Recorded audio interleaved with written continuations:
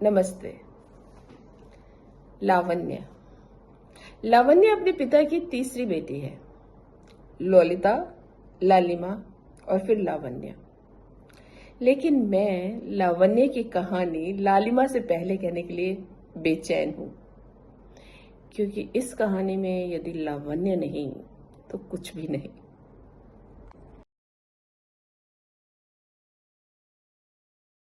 उसके पिता ने लावण्या नाम रविंद्रनाथ टैगोर के उपन्यास गौरा से लिया था। लोलिता का नाम भी वहीं से है, इसलिए लोलिता, ललिता नहीं। उन दिनों उत्तर भारत के पुरुष बंगाली उपन्यासों की महिला पात्रों से इश्क कर बैठते थे। उन्हें लगता था शेष भारत की महिलाएं अभी विकसित नहीं हुई। एक तरफ तो उसके पिता ये चाहते थे कि वो पढ़ लिखकर सुसंस्कृत बने, और दूसरी ओर पारंपरिक आज्ञाकारिणी चुपचाप रहने वाली पत्नियां भी बने। बेटियां उन्हें प्रसन्न रखने का हर संभव प्रयास करती थी। ऐसा नहीं था कि बेटियों को उनका स्नेह नहीं मिलता था, लेकिन जैसे वो बहुत सी अपेक्षाओं के साथ जुड़ा हुआ होता था। लावण्या अपनी बहनों में सबसे अधिक प्रतिभाशाली थी। 10वीं में वो बोर्ड में प्रथम आई थी और पिताजी उसे प्री मेडिकल और फिर मेडिकल कॉलेज भेजने के लिए तैयार हो गए थे। पहली बार उनके पूरे परिवार में घर से दूर कोई उच्च शिक्षा के लिए जा रहा था। उसका कॉलेज पूना में था।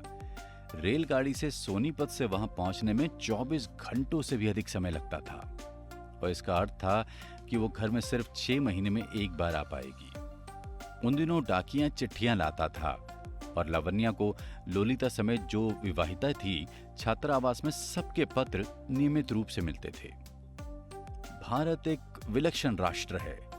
भोजन, भाषा, वेशभूषा, इतिहास, भूगोल भिन्न होते हुए भी इसका राम कृष्ण के प्रति प्रेम सब जगह एक सा है। और आप चाहे कहीं से भी हो, स्थानीय लोगों से आपका कोई ना कोई नाता जुड़ ही जाता है। लावण्या को इस नए माहौल में बसने में विशेष समय नहीं लगा। वो लड़कियों के छात्रावास में रहती थी और बहुत तेजी से अपने छोटे शहर के बंधनों को तोड़ रही थी। यहाँ लड़कियां सोनीपत की अपेक्षा स्वतंत्र थी। सूरज ढलने के साथ वापस आने की कोई बाध्यता नहीं थी। सहेली से उसने स्कूटर चलाना सीख लिया था।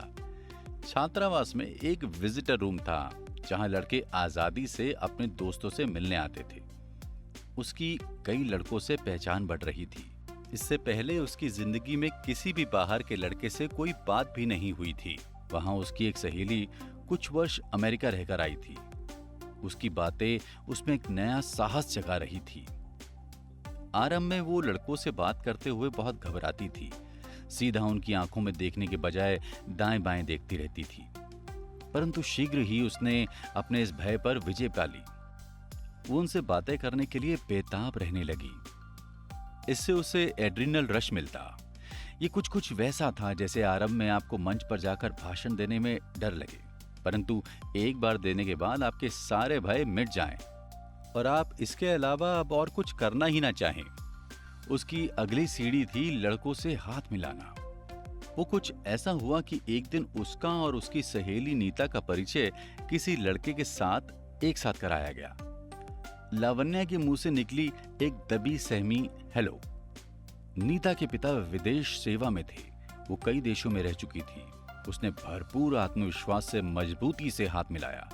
अब तो बस लावण्या को सबके साथ हाथ मिलाना था। उसके हार्मोन्स बदल रहे थे। उसका शरीर बोल रहा था। उसके भीतर का टॉपर पीछे छूट रहा था। वो बर्बादी की कगार की तरफ बढ़ रही थी।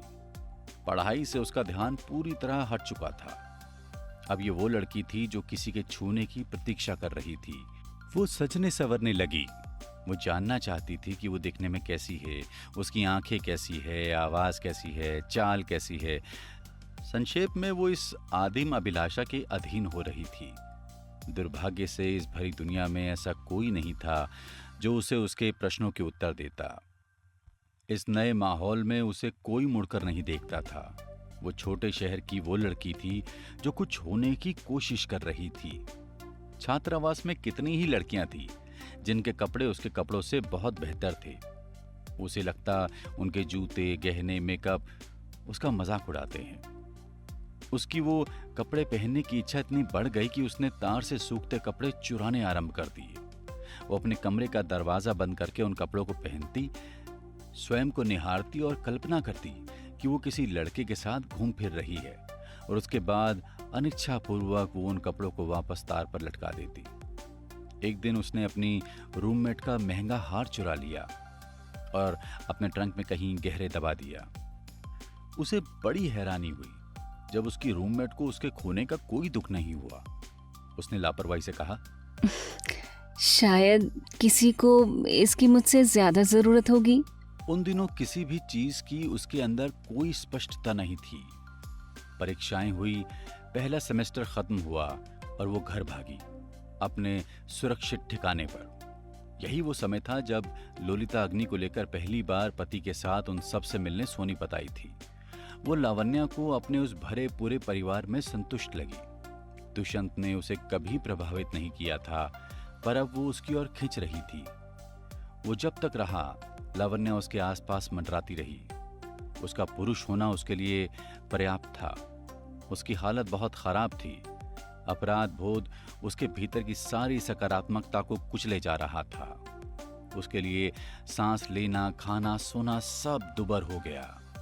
उसका 5 फुट 5 इंच का शरीर निर्बल हो रहा था। जिस दिन लोलिता वापस गई उस दिन उसे पहली बार माइग्रेन का दर्द हुआ। बाकी की सारी छुट्टियां उसने अंधेरे कमरे में दर्द में बिताई। सबको उसकी बहुत चिंता थी। जैसे जैसे उसके कॉलेज जाने के दिन निकट आ रहे थे, उसकी कहीं दूर भाग जाने की इच्छा प्रबल हो रही थी। उसने कॉलेज जाने का निश्चय कर लिया। उसने पिताजी से कहा, मैं डॉक्टरों के बीच जा रही हूँ, वहाँ मेरा इलाज हो जाएगा। पढ़ाई जरूरी है। पिताजी मान गए और माँ ने उसका सामान बांधना आरंभ कर दिया। पूना से आते हुए वो हार अपने साथ ले आई थी। दर्द के कारण उसके बारे में भूल गई थी। माँ ने जब उसके कपड़े अटैची में रखने शुरू किए तो उन्हें वो मिल गया।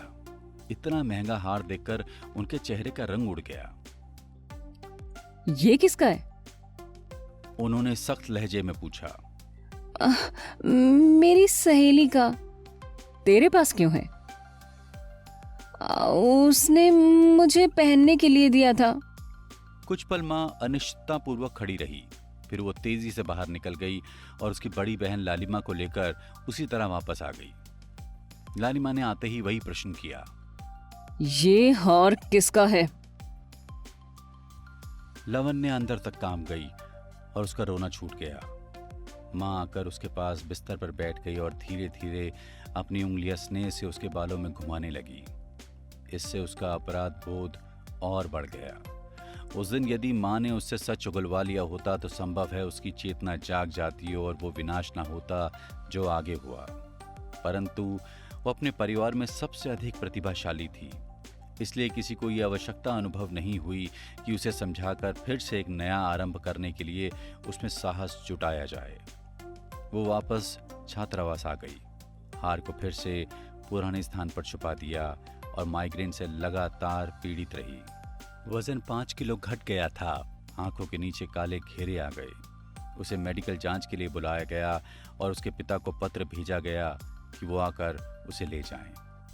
डॉक्टर ने पिताजी से कहा, लावण्या की मानसिक स्थिति ऐसी नहीं है कि वो पढ़ सके। यदि उसका स्वास्थ्य ठीक हुआ तो वो अगले साल फिर से आ सकती है। हम उसकी सीट रिजर्व रखेंगे। पिताजी पूरा रास्ता गाड़ी में चुप थे। लावण्या चलती गाड़ी से खाली आंखों से बाहर देखती रही। उसे दूर तक फैली धरती, आसपास के लोग, पढ़ाई, करियर, किसी से कुछ लेना देना नहीं था। उस समय उसके शरीर की जरूरतें इस ब्रह्मांड से बड़ी थी।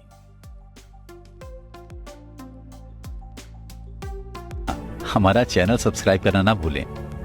धन्यवाद।